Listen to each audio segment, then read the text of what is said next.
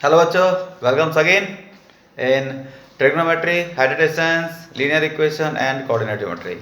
Okay, तो पढ़ेंगे इन सारे टॉपिक्स को और रिवाइज करेंगे। ठीक है, चलिए स्टार्ट करते हैं पहले क्वेश्चन से। फर्स्ट क्वेश्चन ये रहा आपके पास। If one plus cos A one minus cos A equal to 3/4, find the value of, किसकी बोलो बच्चों, tan ए की वैल्यू निकालनी है। कैसे निकालेंगे, देखिए इसमें a माइनस बी और a प्लस बी का फॉर्मूला लगा दो। One plus cos A one minus cos A यानी कि one minus cos A square A is equal to 3/4। One minus cos A square को सारे बच्चे जानते हैं, sine A square A is equal to 3/4। सारे बच्चे जानते हैं कि वन माइनस साइन ए, देखो दो तरीके से निकाल सकते हैं। एक तरीका तो यही है, अंडर रूट निकाल दो, 3/2 हो गया। जब साइन ए की वैल्यू ये है तो फिर tan ए की कितनी होगी, ट्रायंगल बना के निकाल लो, है ना। Sine A perpendicular upon hypotenuse, है ना, परपेंडिकुलर अपॉन हाइपोटेनस, तो परपेंडिकुलर इज इक्वल टू √3 और hypotenuse is equal to 2। Units लिख दो। वैसे सही तरीका तो ये है, सही तरीका तो ये है क्योंकि ये रेशियो ही तो है। साइन परपेंडिकुलर और हाइपोटेनस का रेशियो 3:2 है, तो ये 3k और ये 2k ऐसे मानना चाहिए आपको, 3k और 2k, ठीक है ना, ऐसे। तो फिर यहाँ से H square is equal to P square plus B square, तो एच स्क्वायर कितना हुआ, 2k का स्क्वायर कर देंगे तो 4k स्क्वायर हो जाएगा जी, और पी स्क्वायर कितना हुआ, इसका स्क्वायर करेंगे तो 3k स्क्वायर हो जाएगा, बी स्क्वायर करेंगे तो कितना आ जाएगा बेस, इसका ये स्क्वायर हमें पता नहीं है, इधर बचेगा K square is equal to B square, तो B is equal to K, तो बेस आपका के है और हाइपोटेनस ये 2k है और ये √3k है, तो tan ए हुआ परपेंडिकुलर अपॉन बेस √3। आ गया कि नहीं आ गया।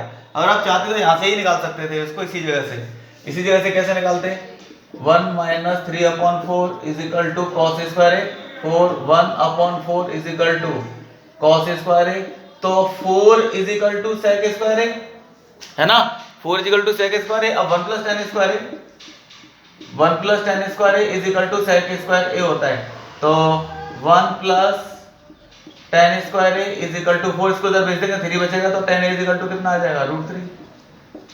ऐसे भी निकाल सकते थे, ठीक है कि नहीं, ठीक है, किसी भी तरीके से निकाल सकते हैं, आपकी मर्जी है। नेक्स्ट क्वेश्चन ये है बच्चों आपके पास ट्रिग्नोमेट्रिक आइडेंटिटी से, तो ये प्रूव करना है। एलएचएस ले लीजिए, LHS sign theta minus cos theta plus 1 upon sine theta plus cos theta minus 1। सबको समझ में आ गया कि नहीं आ गया, बताइए। Sine minus cos plus 1 upon sine plus cos minus 1। अब देखिए आपको जो प्रूव करना है वो सेक और tan की फॉर्म में आंसर आ रहा है। आप सेक और tan में इसे कैसे चेंज कर सकते हैं, सेक और tan में कैसे चेंज करेंगे, tan का मतलब साइन अपॉन कॉस, सेक का मतलब 1 अपॉन कॉस, तो दोनों में डिवाइड में कॉस है ना, कॉस का डिवाइड करिए तभी तो सेक और tan में चेंज हो पाएगा जी।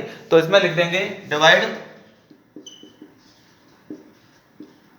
Numerator and denominator by cos theta, divide करना, साइन अपॉन कॉस कर देंगे तो tan theta minus cos theta upon cos theta करेंगे तो 1 प्लस 1 अपॉन कॉस थीटा कर देंगे तो sec theta upon sine theta upon cos theta यानी कि tan theta, cos upon cos यानी कि 1 माइनस 1 अपॉन कॉस यानी कि सेक थीटा। आ गया कि नहीं आ गया। अब ध्यान से सुनिए, sec theta plus tan theta को तो बगल बगल में रखिए, sec theta plus tan theta, ठीक है ना, ये वाला और ये वाला ये माइनस, और ये जो 1 है ना इसको लिख दो आप sec square theta minus tan square theta, 1 ही तो होता है, और नीचे कितना बचेगा tan थीटा प्लस 1 और ये माइनस का सेक थीटा, ठीक है बच्चों। अब खोलो जरा इसे, sec theta plus tan theta minus minus minus minus A square minus B square, खोलिए, sec theta plus tan theta और sec theta minus tan theta divided by कितना tan थीटा प्लस 1 और ये माइनस का सेक थीटा। अब देखो आपको सेक plus tan common दिख रहा है कि नहीं दिख रहा है, तो आप इसमें से sec theta plus tan theta को कॉमन ले लो, तो बोलो क्या बचा, ये पूरा कॉमन चला गया तो 1 बचा, माइनस, और ये पूरा कॉमन चला गया तो ये बचा sec theta minus tan theta. कितना बचा? Sec theta minus tan theta upon नीचे कितना आ गया? Tan theta plus one, tan theta plus one और ये माइनस का सेक थीटा, यही तो हो गया। ठीक है, ब्रैकेट खोलो, sec theta plus tan theta और ब्रैकेट जब खोलेंगे तो वन माइनस सेक थीटा और ये प्लस का tan theta divided by ten theta plus one और ये माइनस का सेक थीटा। देखो टेन प्लस का है, टेन प्लस का है, वन प्लस का है, वन प्लस का है, सेक माइनस का है, सेक माइनस का है, ये दोनों वैल्यू एक जैसी हैं, कट गई, है ना। क्या बचा? Sec theta plus tan theta बचा, हमारा प्रूफ हो गया। Sec theta plus tan theta proof. समझ में आ गया कि नहीं आ गया सबको? बोलो। ठीक है ना। लेकिन अगर वो चाहता तो इसको कभी कभी ऐसे भी बोल देता है कि आप इसको वन अपॉन कॉस और इसको साइन अपॉन कॉस लिखिए, तो एलसीएम लेके आपका प्रूफ हो जाएगा वन प्लस साइन थीटा। वो इतना भी प्रूव करने के लिए आपसे बोल सकता था कि आप ये प्रूव करिए। ठीक है बच्चों, कुछ भी पूछ सकता है, मर्जी है उसकी। Find the ratio in which x axis divides the join of 2 - 3 and 5 6। अगर अब मैं इसका एक ओरिजिनल फिगर बनाऊं, बिल्कुल ओरिजिनल, है ना, तो ध्यान से देखना कैसे बनेगा। 2, -3, एक्स पर 2, वाई पे -3, ये करीब यहाँ पर होगा 2, -3, ठीक है सर। 5, 6, एक्स पर 5, वाई पर 6, ये करीब यहाँ पर होगा फर्स्ट क्वाड्रेंट में 5, 6, इसे ए मान लो, इसको बी मान लो। जब हम इनको ज्वाइन करेंगे ऐसे करके तो ये एक्स एक्सिस आ रहा है बीच में, तो इसको काट रहा है ना, कट कर रहा है कि नहीं कट रहा है? दो टुकड़े में कट कर रहा है, यहाँ से यहाँ तक और यहाँ से यहाँ तक, तो इसका रेशियो निकालना है ना। मान लीजिए ये P वाला पॉइंट है, लेकिन ये है तो एक्स एक्सिस पे और एक्स एक्सिस पे y 0 होता है, तो मान लीजिए इस पॉइंट के कोऑर्डिनेट x, 0 है। आ गया कि नहीं? ये तो ओरिजिनल फिगर है, लेकिन अब इतना सारा मैंने समझाने के लिए बना दिया है ना। एग्जाम में अब ये नहीं बनाएंगे तो कोई प्रॉब्लम नहीं है, आप अपने लिए बना सकते हैं बस छोटा सा फिगर। मान लीजिए ये A है, हमें पूरा पूरा ग्राफ ड्रॉ करने की कोई नीड नहीं है ना। ये 2, -3, ये B हो गया 5, 6, इसके बीच में एक पॉइंट था P, इसके कोऑर्डिनेट थे x, 0। किस रेशियो में काट रहा है? रेशियो पता नहीं है, आप इसे k:1 मान लीजिए। क्या मान लीजिए? बोलो, k:1, ठीक है ना। इसको रफ कर दूं, इसकी कोई जरूरत तो नहीं है। इसमें एक चीज और ऐड कर दो, और ऐड कर दो also find point of division, also find point of division. जिस जगह पर काट रहा था, यानी कि इस P वाले पॉइंट के कोऑर्डिनेट भी निकालने हैं। ठीक है, कैसे निकालेंगे? निकालो solution. Let P x, 0 be the point on x axis ये that divides AB in ratio, कितना रेशियो बोलो? k:1। पता नहीं है ना, हमने k:1 मान लिया, अपनी मर्जी से हम मान सकते हैं k:1, ठीक है ना। तो देखिए, ये हमेशा x1, y1 मानिए, इसको x2 और y2 मानिए, ये x और y, और जो रेशियो होता है उसको हम हमेशा m:n मानते हैं, है ना। तो देखो, अब आपको जो बीच वाला पॉइंट था उसमें किसकी वैल्यू पता है? x की पता है कि y की?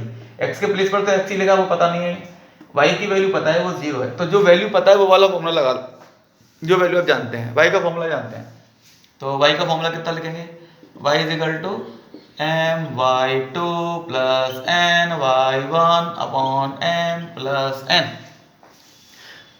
my2 plus ny1 upon m plus n। ऐसे ही x का mx2 plus nx1 upon m plus n आ गया। चलिए, तो y की वैल्यू तो पता नहीं है, 0 थी, मतलब 0 है, हमें पता है।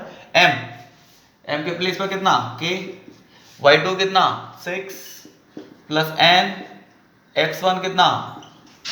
y1 -3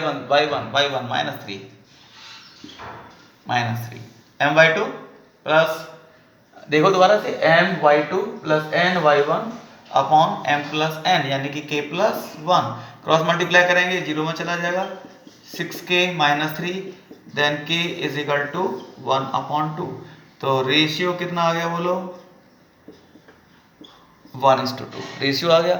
लेकिन इसने इस पॉइंट के कोऑर्डिनेट और पूछे हैं आपसे, है ना, पॉइंट के कोऑर्डिनेट और पूछे हैं। तो देखो अब आपने इसका जो रेशियो था वो 1:2 फाइंड कर ही लिया है, रेशियो तो फाइंड कर ही लिया है ना।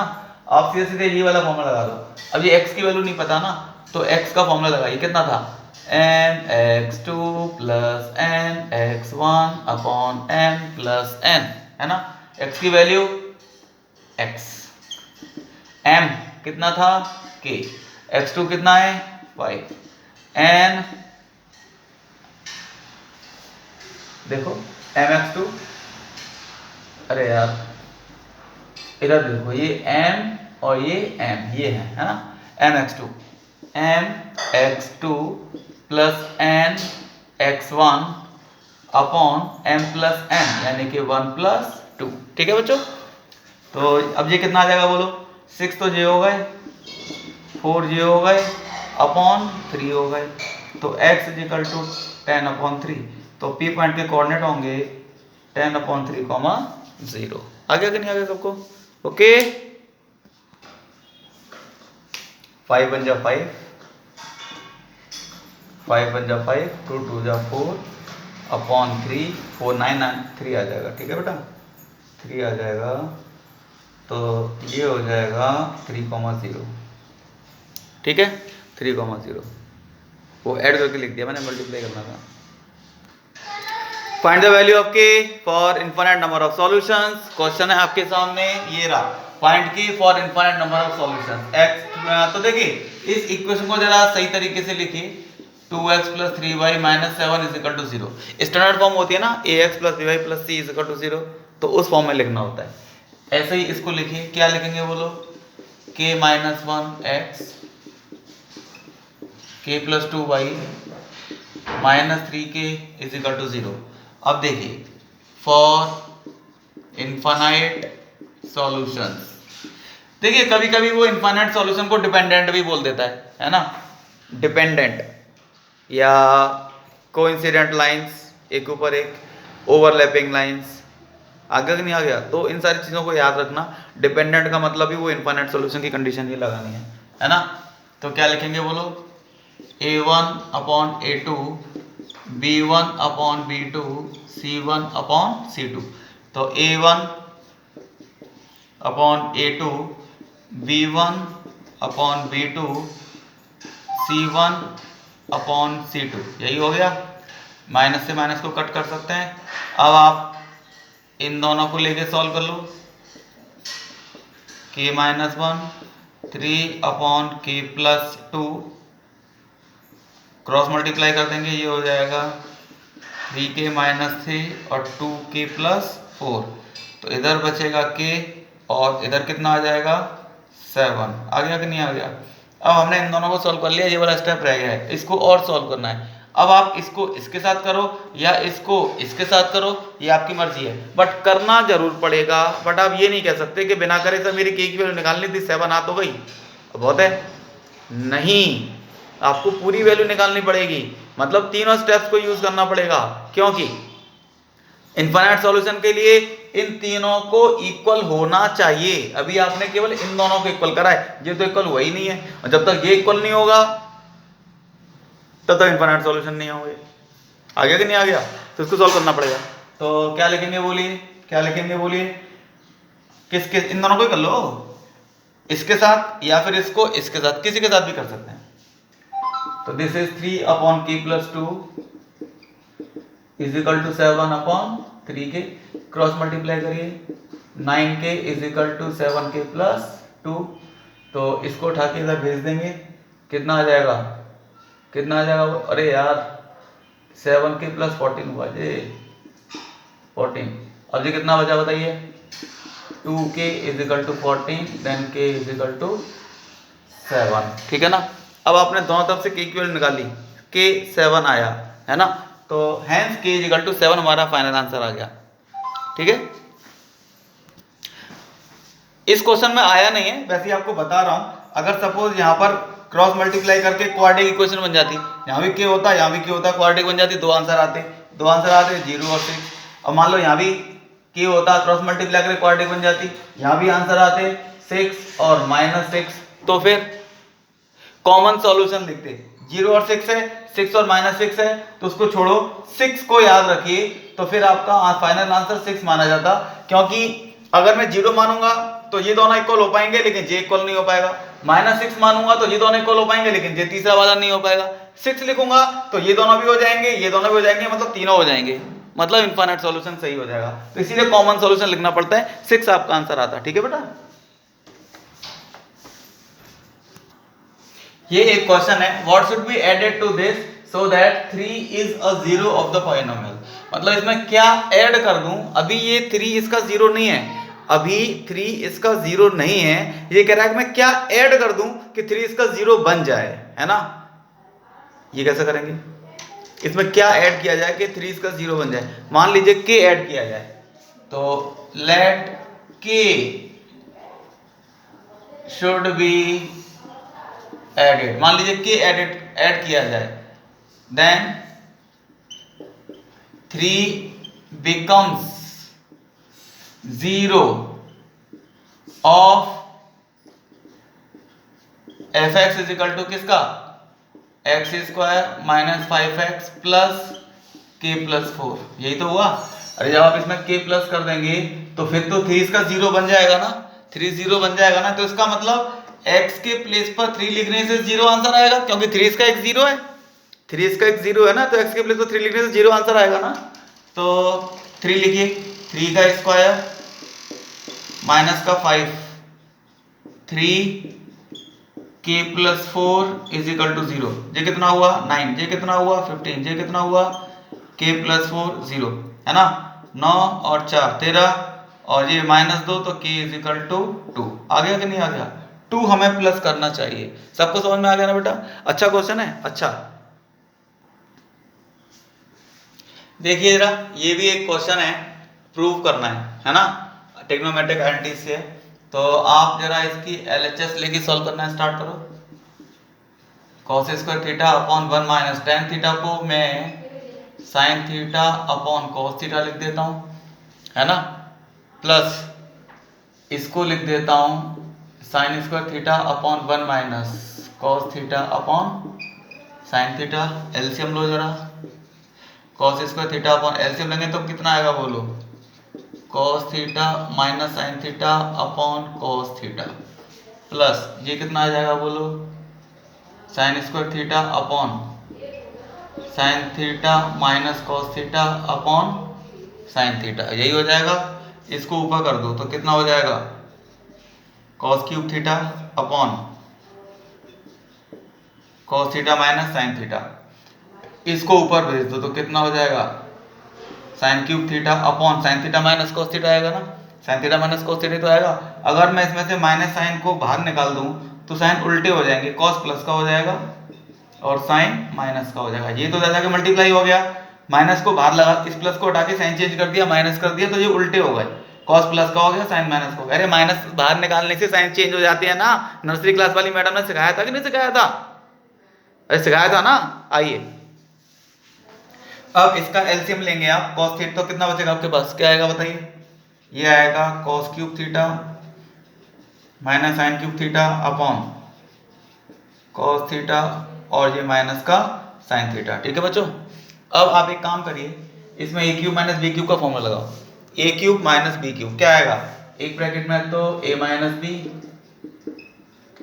और एक ब्रैकेट में A square plus B square plus A B, यानी कि cos थीटा और साइन थीटा डिवाइडेड बाय कितना बोलो, cos थीटा माइनस का साइन थीटा, ये दोनों cancel, cos square theta plus sine square theta कितना होता है बोलो बच्चों, 1 प्लस cos थीटा और ये साइन थीटा। आ गया ना, आगे चलिए एक और क्वेश्चन देखिए जरा ट्रिग्नोमेट्री से।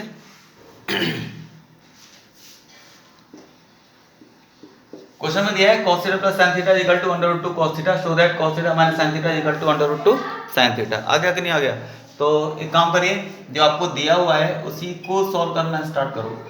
cos theta plus sine theta is equal to under root 2 cos theta. इसको तो फर्स्ट इक्वेशन डाल दो, है ना, जो क्वेश्चन में दिया हुआ था। इसमें स्क्वायरिंग ऑन बोथ साइड्स कर दो, तो बोलो क्या आंसर आएगा।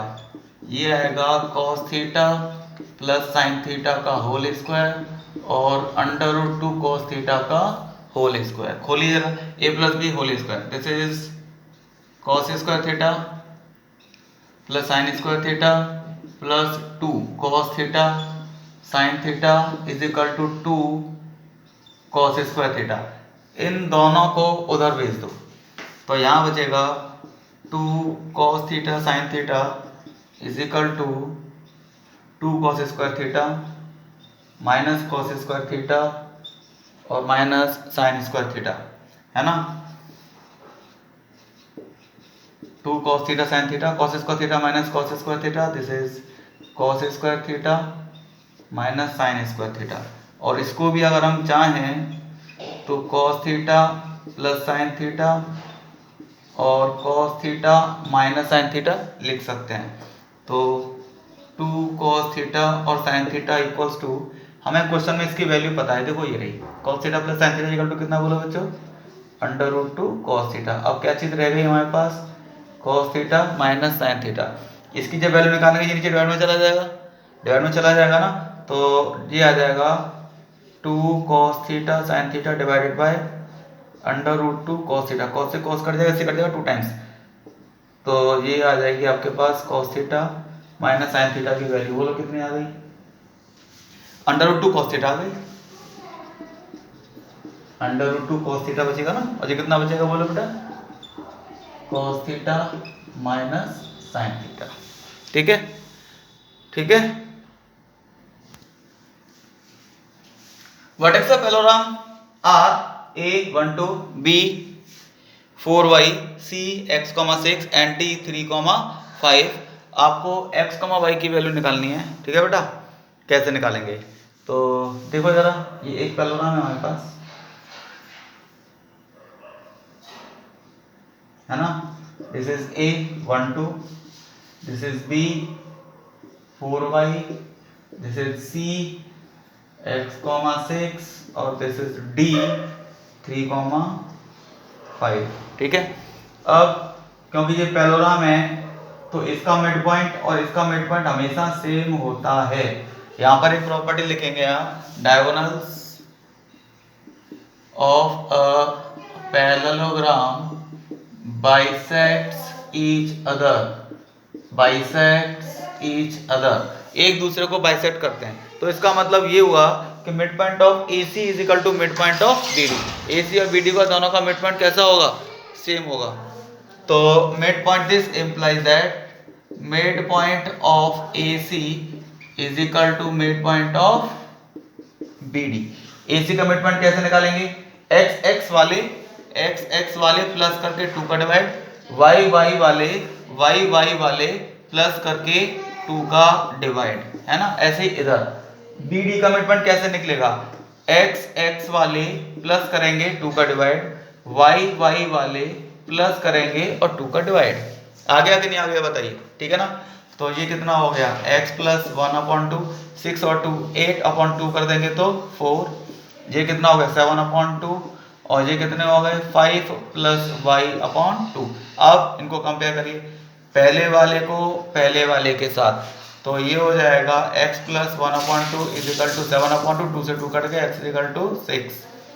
अब दूसरे वाले को दूसरे वाले के साथ, इस वाले को इस वाले के साथ क्या लिखेंगे बोलिए, 4 is equal to 5 plus y/2, 5 plus y is equal to 8, तो y इज इक्वल टू 3। तो this implies that x, y जो उसने पूछा था दैट इज 6, 3। सबको समझ में आ गया कि नहीं आ गया बोलो, पक्का सबको समझ में आ गया ना, अच्छे क्वेश्चन है ये। नेक्स्ट क्वेश्चन ये बच्चों हमारे पास, in triangle ABC right angle at B tan A की वैल्यू √3 है, तो cos A cos C minus sin A sin C की वैल्यू हमें निकालनी है, ठीक है ना। अब देखो वैल्यू निकालना तो बहुत आसान काम है, तो बट प्रॉब्लम ये है कि A वाला एंगल और C वाला एंगल कितना, एंगल तो मैं पता हूँ, हम बिना एंगल के हम कैसे निकालेंगे, है ना। तो इसके लिए हमें एंगल्स निकालने पड़ेंगे। अब एंगल्स कैसे निकालेंगे वो देखते हैं, फिगर बनाते हैं पहले सबसे। सबसे पहले एक फिगर बनाते हैं। This is the right angle triangle, this is A और this is B, this is C. उसने बोला हुआ है कि बी पर 90 का बनाना है तो राइट एंगल यहां पर होगा, है ना। अब देखिए क्वेश्चन ने बोला है tan a is equal to √3। tan के टेबल में a √3 है तो इसका मतलब a is equal to 60 degree हो गया, है ना। a इज इक्वल टू कितना हो गया, 60 डिग्री की तो वैल्यू होती है 30 √3, है ना, है ना। अब देखना एंगल a, एंगल b और एंगल c मिला के 180 होते हैं। इसमें से एंगल a 60 का है, एंगल b 90 का है, एंगल c रह गया 180। तो यहाँ से एंगल c 30 डिग्री का निकलेगा कि नहीं निकलेगा बताइए। एंगल c कितने का निकलेगा, 30 डिग्री का। अब हमने एंगल c पता लगा लिया, पहले पता नहीं था, अब एंगल c पता चल गया। अब हम वो वाली वैल्यू निकाल सकते हैं। Now cos a cos c minus sine A sine C, sine A sine C कितना हुआ, a का मतलब कितना 60 और c का मतलब 30। a का मतलब 60, c का मतलब 30, a का मतलब 60, c का मतलब 30। तो cos 60 cos 30 की वैल्यू, sin 60 की वैल्यू, sin 30 की वैल्यू, ये दोनों एक जैसे सब कट जाएंगे, कितना आंसर आ जाएगा 0। सबको समझ में आ गया कि नहीं आ गया बताइए, सबको समझ में आ गया ना। आगे वाला क्वेश्चन ये है 2 sin square beta minus cos square beta is equal to 2, find beta. अब बीटा कैसे निकालेंगे इसमें से। अब देखिए बीटा तो हम निकाल सकते थे, इसमें प्रॉब्लम ये है कि एक साइन का टर्म है एक cos का टर्म है। अब एक सिंगल टर्म होगा तो हम सॉल्व कर सकते थे, तो आप सिंगल टर्म में चेंज कर लो। कैसे का, या तो दोनों को cos बना लो या फिर दोनों को साइन बना लो, है ना। तो हमने एक काम किया, तो साइन स्क्वायर बीटा को लिख दिया 1 माइनस cos स्क्वायर बीटा, और ये माइनस का cos square beta is equal to कितना हो गया 2। तो 2 minus 2 cos square, 2 minus 2 cos square beta, 2 minus 2 cos square beta minus cos square beta is equal to 2। आ गया कि नहीं आ गया बताइए, ठीक है ना। तो अब आप क्या करेंगे बोलो, ये वाला 2 और ये वाला 2 तो कैंसिल हो जाएगा। अब आप एक काम करिए, इसमें से माइनस का 3 cos square beta is equal to 0, तो cos square beta is equal to 0, तो cos beta is equal to 0। अब cos के टेबल में 90 मतलब 0, cos 90 की वैल्यू तो होती है cos beta is equal to cos 90, then beta is equal to कितना बोलो बच्चों 90। हम दोनों को साइन में चेंज करते तब भी आ जाता। आ गया कि नहीं आ गया बताइए। ये है next question, find acute angle theta when cos minus sin upon cos plus sin equal 1 minus √3 upon 1 plus √3। अब ये क्या लिखा है, फाइंड एक्यूट एंगल। देखिए आपने जो ट्रिग्नोमेट्री टेबल पढ़ी थी उसमें आपने सारे 0 डिग्री से लेकर 90 डिग्री तक के ही एंगल्स पढ़े हैं, तो वो सब एक्यूट एंगल ही तो हैं। एक्यूट एंगल कौन से होते हैं, 0 से लेकर 90 वाले। तो मतलब आपको वही आंसर निकालना है। अब देखो एक्यूट लिखा है तो भी आप वही निकालेंगे, अगर एक्यूट वर्ड नहीं लिखा होता तब भी तो आप 0 से लेकर 90 तक ही निकालते। इसके आई की वैल्यूज आपको आती ही नहीं है, निकालेंगे कहाँ से, ठीक है नहीं, ठीक है। बहुत सारे एंगल्स होते हैं वो हम बड़ी क्लासेस में पढ़ेंगे 11th क्लास में, अभी हमें केवल एक्यूट एंगल ही निकालना आता है। तो एक्यूट लिखा है तो हम एक्यूट निकालेंगे, नहीं लिखा है तो भी हम एक्यूट ही निकाल सकते हैं, आगे वाले हमें निकालना आता ही नहीं है। तो मतलब दोनों ही कंडीशन में एक्यूट ही निकालना, लिखाओ तब भी नहीं लिखाओ तब भी, ठीक है ना। अब ये है, तो आप एक काम करिए, पहले क्वेश्चन लिखिए cos theta minus sine theta upon cos theta plus sine theta is equal to 1 minus √3 और 1 प्लस √3, ठीक है। अब एक काम करो, इसको 10 में चेंज कर दो, divide numerator and denominator by cos theta. cos theta का डिवाइड कर दो, cos थीटा का डिवाइड करेंगे तो cos upon cos 1, sin upon cos tan theta divided by cos upon cos 1 plus sin upon cos कर देंगे तो tan theta is equal to 1 minus √3 upon 1 plus √3। मैंने न्यूमरेटर डिनोमिनेटर दोनों को cos थीटा का डिवाइड किया। या तो हम देखिए डिवाइड करने में रूल्स में भी आपको कंफ्यूजन है, एक बच्चे ने डिवाइड करने में कंफ्यूजन कर लिया। या तो आप स्क्वायरिंग बोथ साइड जैसे करते हैं, जैसे डिवाइडिंग ऑन बोथ साइड करो, dividing on both side by cos theta, कोई प्रॉब्लम नहीं है। और आप दोनों तरफ नहीं कर रहे हैं तो फिर आप न्यूमरेटर और डिनोमिनेटर दोनों में करो। ऐसा नहीं है कि इधर एक में कर दिया न्यूमरेटर में डिनोमिनेटर में किया ही नहीं है तो गलत होगा। या फिर दोनों तरफ करना था लेफ्ट राइट में तो आपने लेफ्ट में कर लिया, राइट में नहीं किया तो भी गलत। ठीक है ना, जो भी करना है मतलब ये याद रखिए कि आपकी इक्वेशन बैलेंस रहनी चाहिए, ऐसा ना हो कि इधर की वैल्यूज चेंज हो जाए। ठीक है, अब क्रॉस मल्टीप्लाई करोगे या ऐसे लिख दो ऑन कंपेयरिंग, आपको दिख रहा है ना 1 माइनस टेन थीटा तो 1 minus root three, 1 plus tan theta तो 1 प्लस रूट थ्री, 1 के साथ 1 है, प्लस के साथ प्लस है तो टेन थीटा के साथ रूट थ्री होना चाहिए, 1 के साथ 1 है, माइनस के साथ माइनस है तो टेन थीटा के साथ रूट थ्री होना चाहिए। ऊपर भी देख लिया और नीचे भी देख लिया, दोनों जगह का चेक कर लिया, तो इसका मतलब टेन थीटा की वैल्यू कितनी है रूट थ्री, तो थीटा कितना हो गया 60 डिग्री। क्रॉस मल्टीप्लाई करके निकालेंगे तब भी टेन थीटा की वैल्यू रूट थ्री आ जाएगी, है ना, तो थीटा 60 आ जाएगा। ये क्वेश्चन है tan theta plus cot theta equal to 2, find the value of sin cube theta plus cos cube theta. ठीक है, कैसे करेंगे देखो, आप एक काम करिए, tan थीटा cot थीटा को 1 अपॉन tan थीटा लिख दो इज इक्वल टू 2, एलसीएम ले लो, tan square theta plus 1 upon tan theta is equal to 2, तो tan square theta plus 1 is equal to 2 tan theta, इधर भेज दो, tan square theta plus 1 minus 2 tan theta is equal to 0। आप इसे tan theta minus 1 का whole square लिख सकते हैं, तो इसका मतलब tan theta minus 1 is equal to 0, tan theta is equal to 1, तो theta is equal to 45 degree. हमने एंगल निकाल दिया, अब हम सारी वैल्यूज को निकाल सकते हैं, that is sine cube theta और कॉस क्यूब थीटा। तो sine cube 45 plus cos cube 45, दोनों की वैल्यू सेम ही होती है, 1 अपॉन रूट टू का क्यूब, 1 अपॉन रूट टू का क्यूब, तो this is 1 upon two root two, 1 upon two root two, तो 2 अपॉन टू रूट टू, इससे ये कैंसिल हो जाएगा, 1 upon root two is the answer. ठीक है बेटा,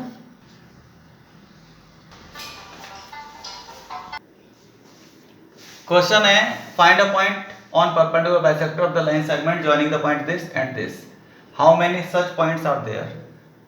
ठीक है ना, इन दोनों लाइन को ज्वाइन करके, इन दोनों पॉइंट को ज्वाइन करो, एक तो पॉइंट ये था कौन सा वाला ए -2, -5, एक ये पॉइंट था बी, इसके कोऑर्डिनेट थे 2, 5। अब इनके ऊपर एक परपेंडिकुलर बाइसेक्टर है, परपेंडिकुलर है मतलब 90 के एंगल बनाएगा, बाइसेक्टर भी है यानी कि जितना ये होगा उतना ही ये पार्ट भी होगा, है ना।